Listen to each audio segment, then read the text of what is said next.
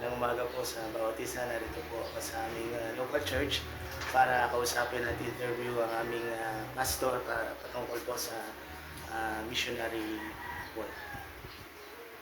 Hey, good morning po, Pas. At salamat po sa pagpapaunlak patungkol sa maikling interview na ito patungkol sa missionary work. So, bilang pasimula po, maaari po bang magpakilala kayo, kindly introduce yourself, sa ang local church po kayo at gaano katagal na po kayo nagpapastor ng church ninyo? Good morning, ako po si Pastor Resty Lumuntad ng Yeshua Jesus Christ Mission Church International. At I've been in the ministry for 2005. Nag-full time na ako sa ministry until now. So about mga 20 years na ako in the ministry as a pastor. Then, malaking bagay din at when it comes sa mission, ako po ay nakagraduate ng Bible League, na kung saan ay isa sa mga aim nila is to equip the pastor when it comes to church planting ministry. Amen. No? So, Pastor, I believe sa more than 2 decades ng pagiging pastor mo, ay naka-experience ka na ng missionary work. Maaari po bang i-share ninyo sa amin kung sa mga saang lugar na kayo nakapunta and yung very purpose o goal ninyo sa pagpunta sa mga lugar na yon patungkol sa pag-share ng Word of God? Okay, so ako po ay marami ng mga places na napuntahan. Pero within the local within the Philippines lang. In the Laguna area and somewhere in Palawan. So meron tayo yung nasimulang mga gawain to Pastor Roderick sa Corog, Palawan. Ganoon rin tayo doon, nagkaroon din tayo ng mission na work doon. Dito sa Laguna, karamihan dito sa mga places dito like La Mesa, Pansol, at nandyan din ang itong area natin, Kalamba, yung Maya pa. So, ilan lang yan sa mga places natin kung saan nakapag-share tayo. At ang aim natin sa bawat places na yan is makapag-plant ng church. Amen. Yun talaga ang aim ng mag-plant ng church sa bawat lugar na yun. And currently, tayo po ay mayroong iglesia dito sa Kalamba. May iglesia tayo sa Mabuhay at sa Lakeside. Amen. Praise God. So, Pastor, yung bang Palawan ang pinakamalayo mo nang narating? Opo, ito yung pinakamalayo. So far, sa ngayon. Praise God.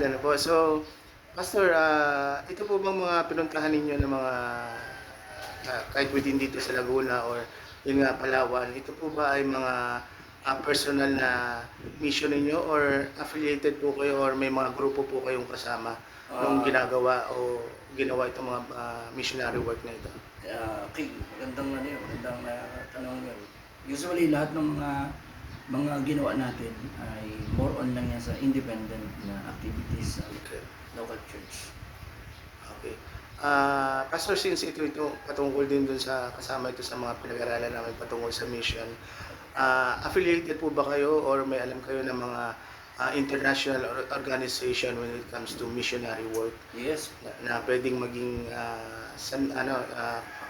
katuwang ng ating local church? Opo, meron din tayong mga kasamahan na when it comes sa international naman, nandiyan ang BOM, Voice of the Martyr. Yan po ay isang grupo na kung saan makakatulong para po sa mga mission field. And especially yung Global Life University, yung ating school. Yung ating school po ay may mga ino-offer na courses na kung saan ay makakatulong para equip ang mga manggagawa natin when it comes sa cross-cultural mission.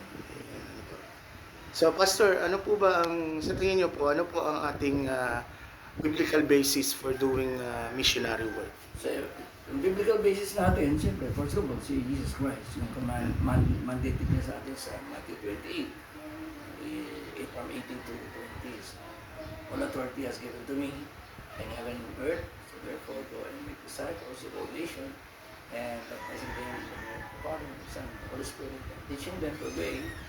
Also, I commanded unto you, and lo, I am with you always until the end of this age. Ayun ang ating mga biblical message. Amen. Ano po. At talagang we are one in spirit. Ika nga kasi itong mga lesson namin ito na merong isang, if there's one thing na pinapoint out nito biblically is yung the Great Commission. Ano, yung directly related sa missionary work. So Pastor, last two questions. Ano po ang pwede niyong gawing encouragement o sabihin sa inyo pong local church to engage in missionary work either locally or abroad po?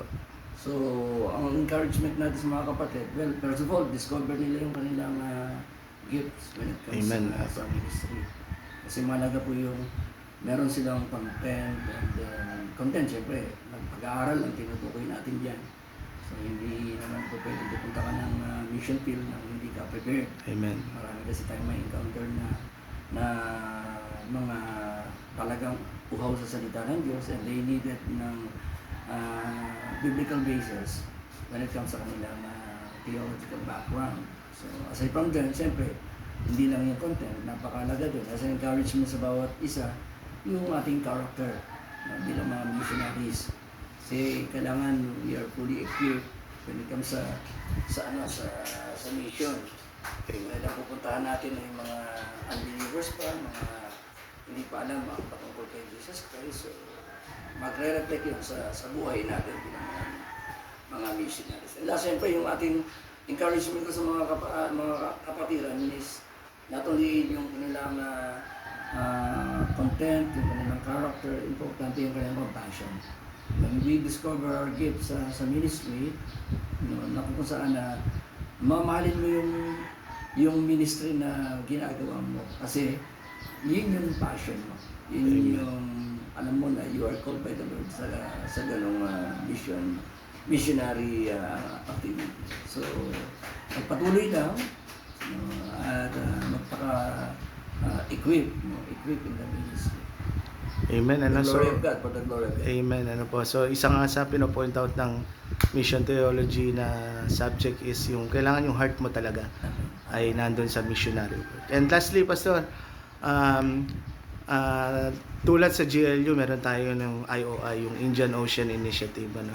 Tanungin lang kita, if you have the opportunity to go abroad and be a missionary, iti-take mo ba yung opportunity na yon at alam mo naman maraming sacrifice pagdating sa talagang actual abroad missionary. So, ikaw sa tingin mo, ngayon lang at this very moment, kung andyan na yung opportunity, would you take it and why po?